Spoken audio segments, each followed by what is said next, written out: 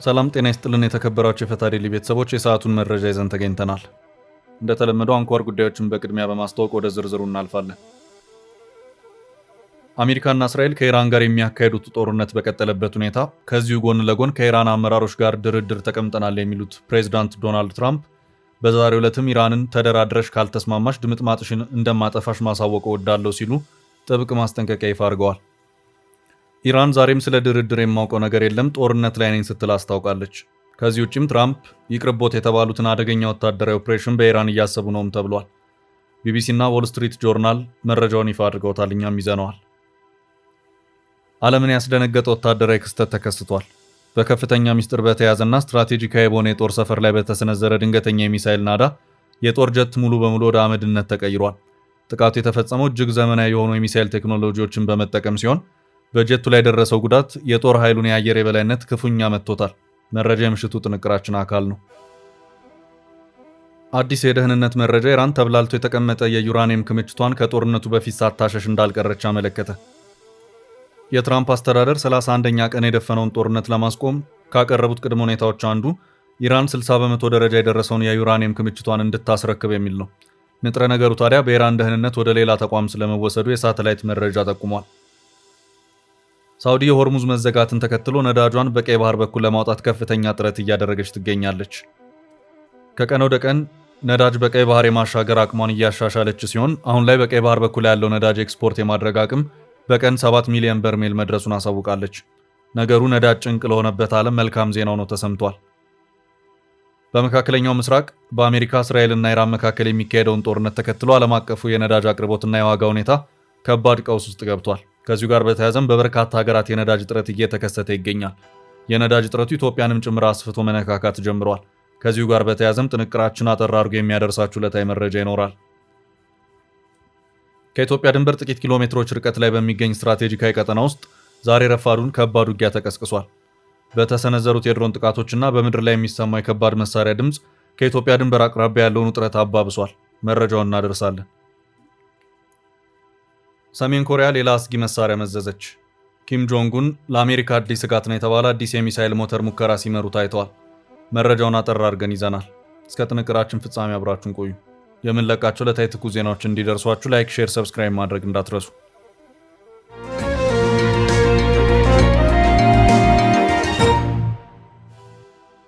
ትራምፕ በኢራን አደገኛ ኦፕሬሽን ይፋ አደረጉ።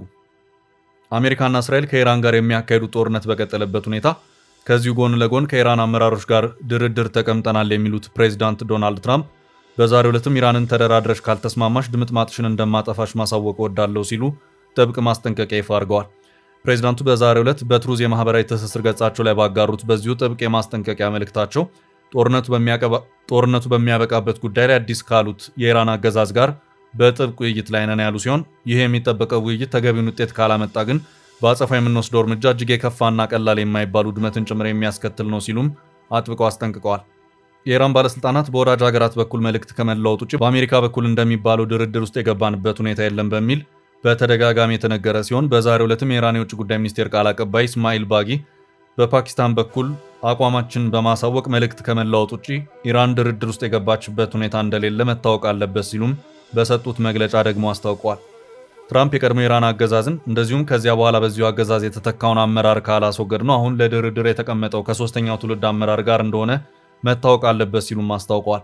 ድርድር እየተካሄደ ነው፣ የለም አልተካሄደም የሚለው ጉዳይ በስፋት እያወዛገበ ባለበት በዚህ ሰዓት ትራምፕ ከኛ ጋር ተደራድራችሁ አንዳች አይነት መግባባት ላይ የማትደርሱ ከሆነና በዚህም የድርድር ውጤት የተዘጋው የሆርሙዝ ወሽመጥ የማይከፈት ከሆነ በኢራን የነበረን ቆይታ እጅግ አሳዛኝ በሆነ ታሪክ የሚጠናቀቅ መሆኑን ልታውቁት ይገባል ሲሉም ፕሬዝዳንት ዶናልድ ትራምፕ አጥብቀው ያስጠነቀቁበት ሁኔታ ታይቷል። ማስጠንቀቂያው በውስጡ ምን ይዟል የሚለውንም በተመለከተ ትራምፕ ሊከተል ይችላል ያሉትን ጥፋት አንድ ሁለት ብለው በዝርዝር አሳውቀዋል። ትራምፕ የሰጡት አንደኛው ማስጠንቀቂያቸው አይናቸውን የጣሉባትን የኢራን 90 በመቶ የነዳጅ ኤክስፖርት የሚዘጋጅባትን የካርግ ደሴት እናወድማታለን የሚለው ነው ታይቷል።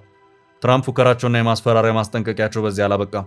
ከዚህ ቀደም ጥንቅቅ አድርገን አውድመን ኢራንን ጨለማ ውስጥ እናስቀምጣታለን ያሉት የኢራን ኤሌክትሪክ ኃይል መሰረተ ልማቶችንም ዛሬም ለሶስተኛ ጊዜ ተመሳሳይ ዛቻን አሰምተውበታል። ትራምፕ በዚሁ የዛሬው መልእክታቸውም በአፋጣኝ ወደ ስምምነት የማይደረስ ከሆነ እስከዛሬ ድረስ ሆን ብለን ሳንነካው የተሆነውን የኢራን የኤሌክትሪክ መሰረተ ልማት ጥንቅቅ አድርገን በማውደም በኢራን የነበረንን ቆይታ በዚያው የምናጠናቅቅ መሆኑ ይታወቅልን ሲሉም ትራምፕ በዚሁ የትሩዝ የማህበራዊ ትስስር ገጽ መልእክታቸው ላይ አስታውቀዋል። ትራምፕ በዚቹ በነዳጅ ሀብት በተንበሸበሸችው የኢራን ካርግ ደሴት ላይ አንድ ጊዜ በወታደር እቆጣጠራታለሁ፣ ሌላ ጊዜ ደግሞ አውድማታለሁ በሚለው ዛቻቸው እንደቀጠሉ ናቸው። ካርግ ደሴትን ጨምሮ የትኛውንም የኢራን ግዛት በእግረኛ ጦር ለመቆጣጠር የሚደረግ ማናቸውም እንቅስቃሴ የአሜሪካንን እግረኛ ጦር ከባድ ዋጋ ያስከፍለዋል በሚል በአሜሪካውያን በኩል ከባድ ተቃውሞ እየቀረበበት ይገኛል። 65 በመቶ አሜሪካውያን የእግር ውጊያ የሚለውን አጥብቀው እንደሚቃወሙ የዛሬው የአልጀዚራ ቴሌቪዥን ዘገባ አመልክቷል። ፕሬዚዳንት ትራምፕ መሃል ኢራን የሚገኘውንና በተራሮች ስር ተደብቆ ይገኛል የሚባለውን የኢራን ዋነኛ የኒውክሌር ግብዓት የሆነውን የበለጸገ ዩራኒየምን ጭምር በልዩ ወታደራዊ ኦፕሬሽን የመቆጣጠር እቅድ እንዳላቸውም የዛሬው የዎል ስትሪት ዘገባ አመላክቷል። ቢቢሲ እና ኒውዮርክ ታይምስም ይህንኑ መረጃ ተቀባብለውታል። ኒውዮርክ ታይምስ በዘገባው ትራምፕ በኢስፋሃን ውስጥ በሚገኝ ተራራ ስር በብዛት ተከማችተው እንደሚገኙ የሚታመኑ ቦምብ ለማምረት የቀረቡ የኒውክሌር ቁሶችን ለመቆጣጠርና ለማጥፋት የሚያስችል ዘመቻ ለማካሄድ በግልጽ እያሰቡ ነው ብለዋል። ትራምፕ ቬኔዙዌላ ላይ ፕሬዚዳንት ማዱሮን ለመያዝ በተሰራው ልዩ ወታደራዊ ኦፕሬሽን የተበረታቱ ይመስላል። ሆኖም አስተያየት ሰጪዎች ኢራን ቬኔዙዌላ አይደለችም፣ ትራምፕ ይኸው ልዩ ኦፕሬሽን ቢቀርባቸው ይሻላል የሚል ምክር ሀሳባቸውን እየለገሱ ይገኛሉ። ከሰሜን አትላንቲክ ጦር ቃል ኪዳን ኔቶ መዋጮ ጋር በተያያዘ ፕሬዚዳንት ዶናልድ ትራምፕ ከዚህ ቀደም ከፍ ዝቅ ያደረጓት አውሮፓዊቷ ስፔን ከኢራን ጦርነት ጋር በተያያዘ ፕሬዚዳንት ዶናልድ ትራምፕ ላይ ክፉኛ አምርራለች። ስፔን በኢራን ላይ ጥቃትን የሚፈጽሙ የአሜሪካ አውሮፕላኖች በግዛት ያቋርጠው ማለፍ የለባቸውም በማለት የአየር ክልሏን የዘጋች መሆኗን የሀገሪቱ መከላከያ ሚኒስትር ማርጋሪታ ሮቤልስ እንዳስታወቁ የቢቢሲ ዘገባ አመላክቷል። የስፔን መንግስት እርምጃ በዚህ አላበቃም። ከኢራን ወታደራዊ ኦፕሬሽን ጋር በተያያዘም የአሜሪካ ጦር በግዛት የሚገኙትን የጦር ሰፈሮች መጠቀም የለበትም በማለትም ጥብቅ ትዕዛዝን ጭምር እንደሰጠች ዘገባው አክሎ አመላክቷል። ሚኒስትሯ ጨምሮም አሜሪካ በስፔን ግዛት ውስጥ የሚገኙ የጦር ሰፈሮቿን ከኢራን ጦርነት ጋር በተያያዘ ጥቅም ላይ እንዳታውል ማዘዛቸውንና ይህንንም ከመጀመሪያው ለአሜሪካ መንግስት አስታውቀናል ብለዋል። ይህ በእንዲህ እንዳለ ሌላኛው ኢራንና የሄዝቦላ ተፋላሚ እስራኤል በዚሁ ፍልሚያዋ ዛሬም የቀጠለች ሲሆን ወታደሮቿ ወደ ደቡባዊ ሊባኖስ በጥልቀት በመግባትና ሰፊ የሊባኖስን ግዛት ይዘው የመከላከያ ወረዳን ለመመስረት በከባድ ፍልሚያ ላይ ይገኛሉ። በዛሬው ዕለትም በእስራኤል የወደብ ከተማ ሃይፋ በሚገኘው የእስራኤል ግዙፍ ነዳጅ ማጣሪያ ለሁለተኛ ጊዜ እሳት ተነስቷል። ይኸው እሳት እንዴት ሊከሰት ቻለ የሚለው ጉዳይ እያነጋገረ ነው። ከሊባኖስ ሆኖ ሮኬቶችን በሚያስወነጭፈው ሄዝቦላ ነው ወይስ በኢራን ሚሳይል የሚለው ጉዳይ ግልጽ አልሆነም።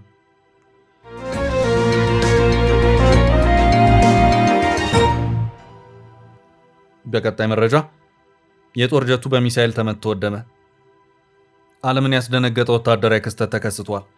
በከፍተኛ ሚስጥር በተያዘና ስትራቴጂካዊ በሆነ የጦር ሰፈር ላይ በተሰነዘረ ድንገተኛ የሚሳይል ናዳ አንድ የጦር ጀት ሙሉ በሙሉ ወደ አመድነት ተቀይሯል።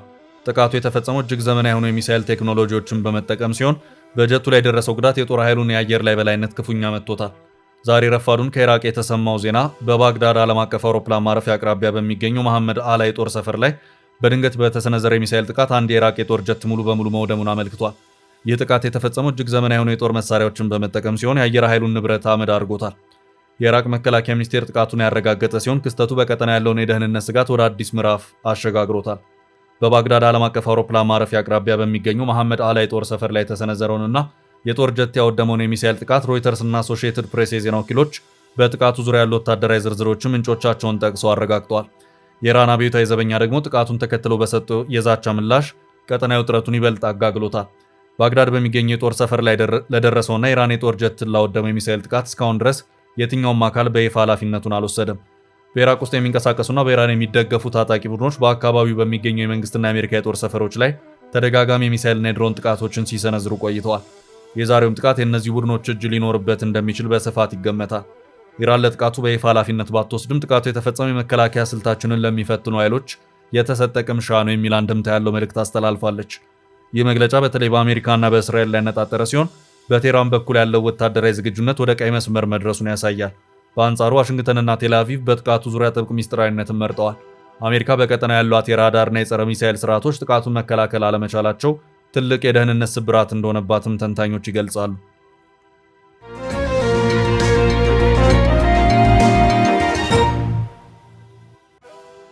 በቀጣይ ርዕስ ኢራን ዩራኒየሟን ሳታሸሽ አትቀርም።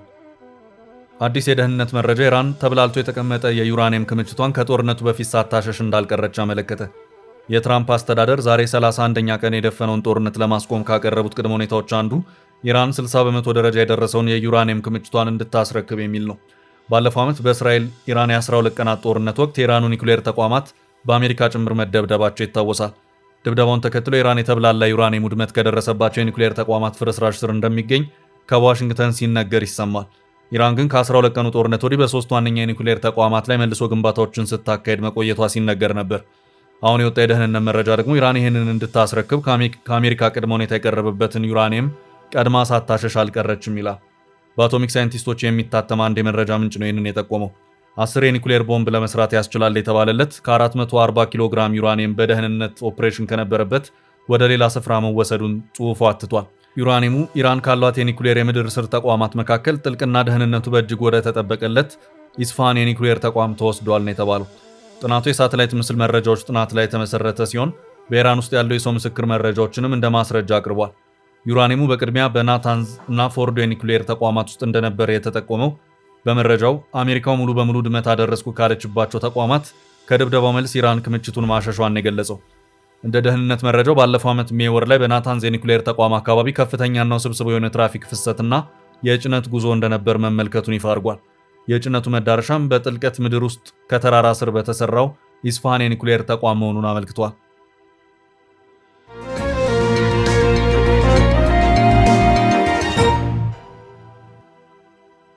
ወደ ቀጣይ ርዕስ አለፍን። ከሳውዲ ስለ ነዳጅ ለዓለም የተነገረው መልካም ዜና። ሳውዲ በቀይ ባህር የነዳጅ ምርቷን እጥፍ አደረገች። ሳውዲ የሆርሙዝ መዘጋትን ተከትሎ ነዳጇን በቀይ ባህር በኩል ለማውጣት ከፍተኛ ጥረት እያደረገች ትገኛለች። ከቀን ወደ ቀን ነዳጅ በቀይ ባህር የማሸጋገር አቅሟን እያሻሻለች ሲሆን አሁን ላይ በቀይ ባህር በኩል ያለው ነዳጅ ኤክስፖርት የማድረግ አቅም በቀን 7 ሚሊዮን በርሜል መድረሱን አሳውቃለች። ሳውዲ የነዳጅ ኤክስፖርት ማውጫውን ከሆርሙዝ ወደ ያምቡ ወደብ ያዛወረች ሲሆን በምድር በተዘረጋ መስመር ነዳጁ ተጓጉዞ ወደ ቀይ ባህር ወደብ ከደረሰ በኋላ በነዳጅ ጫኝ መርከቦች እንዲጓጓዝ ይደረጋል። ይህ መስመር ግን የሆርሙዝ ሰርጥን መስመርና በቀን ለዓለም ገበያ የሚቀርበውን አቅም በፍጹም የሚጠጋጋ አይደለም። ሆኖም ከጦርነቱ በፊት በያምቡ ወደብና መሰረተ ልማቱ በኩል 5 ሚሊዮን በርሜል ነዳጅ ብቻ ይጓጓዝ የነበረ ሲሆን ባለፉት 2 ሳምንታት ሳውዲ ባደረገችው ፈጣን የመሰረተ ልማት ተጨማሪ ማስፋፊያ ጥረት አሁን ላይ በቀይ ባህር ማሻገር የምትችለው የነዳጅ መጠን ከ5 ወደ 7 እንዲሁም በቀጣይ 9 ሚሊዮን በርሜል እንደሚደርስ ነው የተነገረው። ለሳውዲ ነዳጅ ምርት ቅርብ የሆነ ምንጭ ጠቅሶ አሶሺየትድ ፕሬስ ባወጣው ዘገባ ሳውዲ በየቀኑ 7 ሚሊዮን በርሜል ድፍድፍ ነዳጅ በቀይ ባህር ስታወጣ ከዚህ ውስጥ 2 ሚሊዮኑ በሳውዲ ነዳጅ ማጣሪያዎች ውስጥ ያለፈ ወይም የተጣራ ስለመሆኑ ተገልጿል። ሳውዲ በሆርሙዝ በኩል ታወጣ የነበረው ዕለታዊ ነዳጅ ምርት ግን 15 ሚሊዮን በርሜል እንደነበር ይታወቃል። የያምቡ መስመር በጦርነቱ የዓለም የነዳጅ ዋጋ ወደ $200 እንዳይደርስ ካደረጉት አማራጮች መካከል መሆኑ ተገልጿል። ሆኖም በሳምንቱ የየመኖቹ ሁቲዎች ጦርነቱን ወደ ቀይ ባህር የመሳብ ድርጊት ይህንን የሳውዲ ጥረት አደጋ ውስጥ መጣሉና ችግሩን የሚያወሳስብ መሆኑ ተነግሯል። ሁቲ በኢራኑ ጦርነት ለመጀመሪያ ጊዜ በይፋ መሳተፉን ወደ እስራኤል ሚሳኤል በማስወንጨፍ አውጇል። ሁቲ በጋዛ ጦርነት ወቅት የእስራኤልና ከእስራኤል ጋር ትስስር ያላቸው መርከቦች ላይ ጥቃት ሲሰነዝር ይታወሳል። ሁቲ አሁን በይፋ እስራኤልን ያጠቃ ሲሆን በባቤል መንዴብ በነዳጅ ጫኝ መርከቦች ጥቃት ስለመሰንዘር ግን በይፋ የገለጸው ነገር የለም። ሳውዲ ቡድኑ ወደ ጦርነቱ እንዳይገባ ለማድረግ ባለፉት 2 ሳምንታት ከፍተኛ የዲፕሎማሲ ጥረት ስታደርግ እንደነበር መዘገቡ ይታወሳል።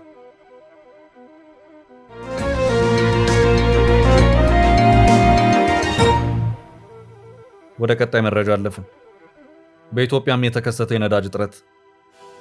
በኢትዮጵያ የተፈጠረውን የነዳጅ እጥረት ተከትሎ የአንዳንድ መንግስት መስሪያ ቤት ሰራተኞች የዓመት ረፍት እንዲወጡ እየተደረገ መሆኑን ቢቢሲ ያነጋገራቸው ሰራተኞች ተናገሩ። ከዚህም በተጨማሪ አሁን ከተፈጠረው ዓለም አቀፍ የነዳጅ ቀውስና እጥረት ጋር በተያያዘ አዲስ አበባን ጨምሮ በበርካታ አካባቢዎች ነዳጅ በማደያዎች ለመቅዳት እጅግ ፈታኝ መሆኑንም ዘገባው አመላክቷል። በርካታ ማደያዎች ከነዳጅ ውጪ ሲሆኑ በተወሰኑት ነዳጅ ባለባቸው አካባቢዎች ነዳጅን ለመቅዳት ሰዓታትን የሚፈጅ ረጅም ሰልፍ መጠበቅ ግድ እንደሚልም ዘገባው አመላክቷል።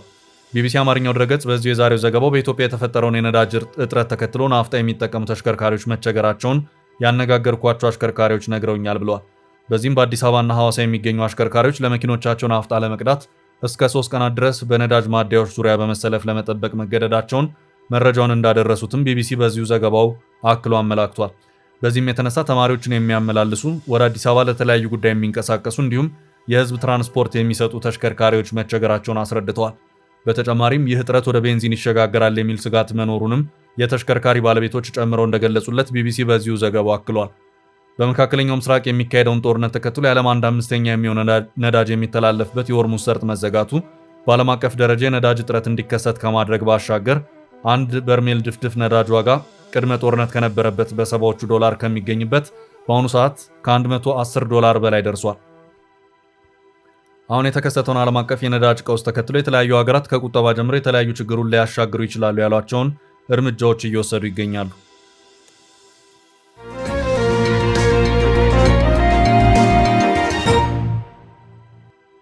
ወደ ቀጣይ መረጃ አለፍን። ድንገተኛ የድሮን ድብደባና ዛሬ የፈነዳው ጦርነት። ከኢትዮጵያ ድንበር ጥቂት ኪሎ ሜትሮች ርቀት ላይ በሚገኝ እጅግ ስትራቴጂካዊ ቀጠና ውስጥ ዛሬ ረፋዱን ከባድ ውጊያ ተቀስቅሷል። በተሰነዘሩት የድሮን ጥቃቶችና በምድር ላይ የሚሰማው የከባድ መሳሪያ ድምፅ ከኢትዮጵያ ድንበር አቅራቢያ ያለውን ውጥረት አባብሶታል። በደቡብ ምዕራብ ሶማሊያ ዋና ከተማ ባይዷ ውስጥ በፌዴራል መንግስት ኃይሎችና በክልሉ ታማኝ ኃይሎች መካከል የተቀሰቀሰው ከፍተኛ ውጊያ ቀጠና እንድምታው ከኢትዮጵያ ብሔራዊ ጥቅምና ከሰላም አስከባሪ ኃይሏ እንቅስቃሴ ጋር በቀጥታ የተቆራኘ ሆኗል።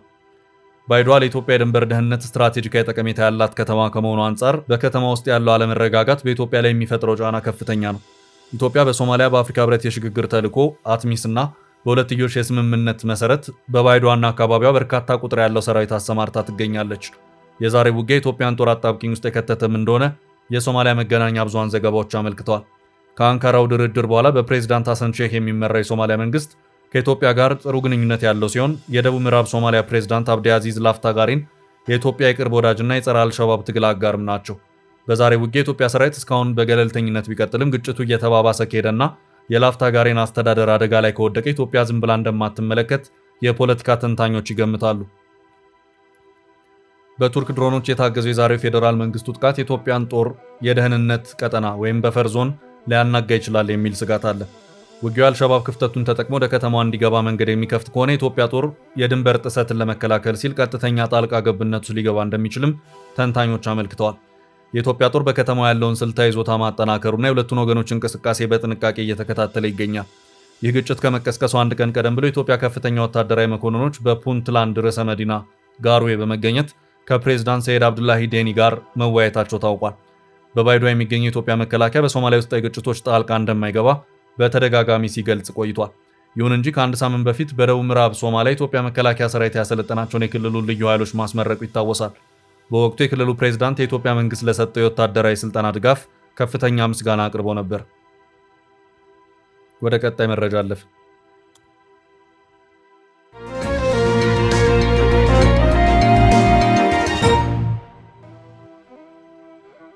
ኪም ጆንግ ኡን ለአሜሪካ ስጋት የሆነውን አዲስ የሚሳኤል ሞተር ሙከራ በበላይነት መሩ።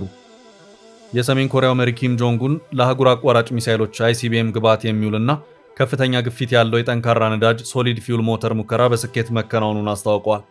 የአገሪቱ የመንግስት ሚዲያ እንደዘገበው ይህ የከርሰ ምድር የሞተር ሙከራ እስከ 2500 ኪሎ ኒውተን የሚደርስ የግፊት ኃይል ያስመዘገበ ሲሆን በግንባታው ላይም እጅግ ዘመናዊ ካርበን ፋይበር ግብዓቶች ጥቅም ላይ ውለዋል። ይህ አዲስ ቴክኖሎጂ ሰሜን ኮሪያ የምታመነጫቸው ሚሳኤሎች ክብደታቸውን እንዲቀንስና ከየትኛውም ቦታ በፍጥነት እንዲተኮሱ የሚያስችላቸው ነው። ይህም የአሜሪካ መከላከያ ስርዓት ሚሳኤሎቹ ሳይተኮሱ አስቀድመው ለመለየት ያለውን ጊዜ በእጅጉ እንደሚያሳጥረው ተገልጿል። ኪም ጆንግ ኡን በሙከራው ወቅት ባደረጉት ንግግር ሀገራቸው ያላትን ስትራቴጂካዊ ወታደራዊ ኃይል ወደ ላቀ ደረጃ ለማድረስ የታለመ መሆኑንና ማንኛውንም የአሜሪካን ጥቃት ለመመከት ዝግጁ መሆናቸውን አረጋግጠዋል። ከሰሞኑ ኪም በሀገራቸው ፓርላማ ፊት ቀርበው ሰሜን ኮሪያ በማይቀለበስ ደረጃ የኒውክሌር መሳሪያ ባለቤት መሆኗን ማረጋገጣቸው ይታወሳል። የኢራኑ ጦርነት ከተጀመረ ወዲህ የሰሜን ኮሪያው መሪ ከልጃቸው ጋር ሆነው የጦራቸውን አዳዲስ አቅሞች በማሳየት ላይ ይገኛሉ። ውድ ቤተሰቦቻችን ለዛሬ ያዝንላችሁ ርዕሰ ጉዳዮች እዚህ ላይ ቋጨን። ላይክ፣ ሼር እና ኮሜንት በማድረግ ለቻናላችን ድጋፋችሁን መግለጽ እንዳትዘነጉ እያልን ከሌሎች መረጃዎች ጋር ደግመን እስክንገናኝ ቸር ያሰማን ስንል ተሰናበትን።